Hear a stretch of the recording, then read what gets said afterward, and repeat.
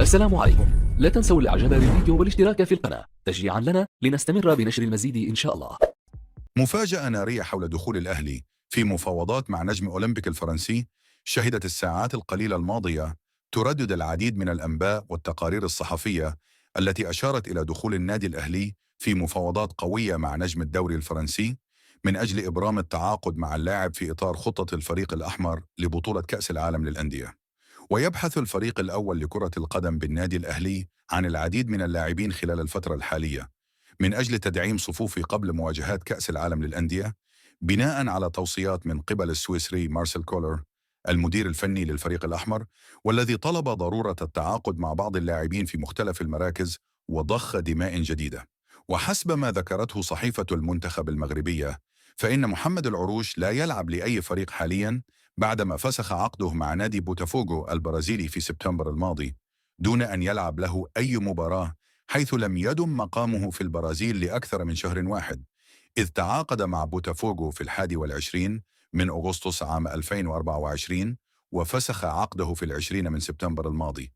وأضافت الصحيفة: الأهلي يرغب في التعاقد مع العروش، لا سيما أن الفريق الأحمر بات قريبا من فسخ عقد مهاجمه الجنوب إفريقي بيرسي تاو من أجل إضافة اللاعب المغربي لصفوفه قبل انطلاق مباريات كأس العالم للأندية. وأشارت الصحيفة إلى أنه في حال تعاقد الأهلي مع العروش فإنه سيكون بذلك يضم 4 لاعبين مغاربة، منهم يحيى عطية الله وأشرف داري ورضا سليم. أعلن أحمد جابي الله طبيب الفريق الأول لكرة القدم بالنادي الأهلي لأول مرة عن تفاصيل إصابة محمد هاني التي تعرض لها في لقاء الزمالك خلال بطولة السوبر الأفريقي. الأهلي يكشف لأول مرة عن نوع إصابة محمد هاني منذ لقاء السوبر الأفريقي.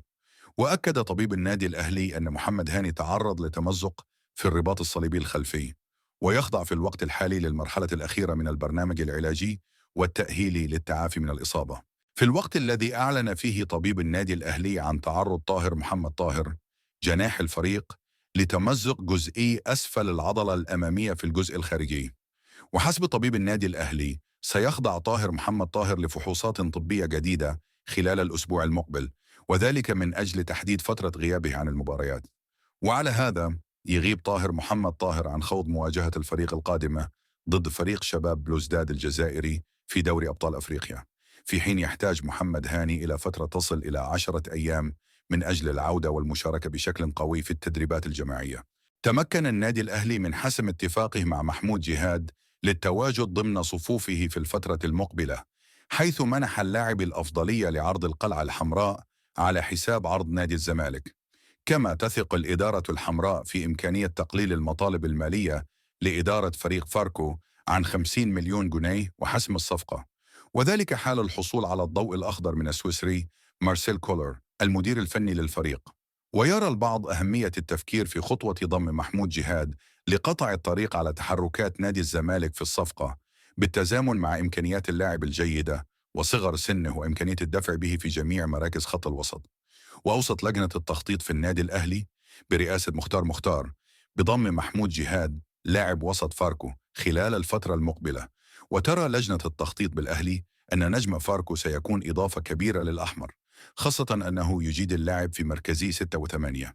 وسيدخل الأهلي في صراع مع نادي الزمالك لحسم صفقة محمود جهاد، خاصة أن الفريق الأبيض يرغب أيضا في ضم اللاعب. وجذب جهاد أنظار قطبي الكرة المصرية بعدما قدم مستوى مميزا رفقة نادي فاركو خلال الفترة الماضية.